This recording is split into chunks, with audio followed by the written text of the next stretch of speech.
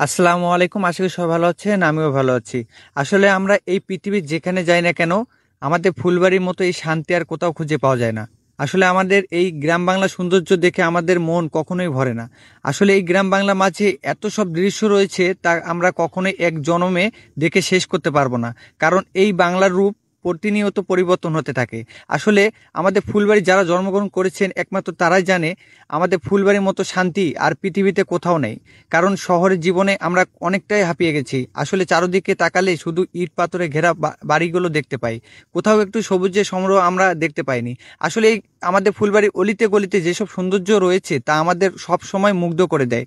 আর যারা গ্রামে রয়েছে তারা কখনো বাইরে প্রাকৃতিক ভালো লাগে না। এই গ্রাম বাংলা আমাদের মনটা যেন সব সময় হারিয়ে যায়। আসলে আমাদের ফুলবাড়ির সৌন্দর্য এটা কোথাও খুঁজে পাওয়া যায় না।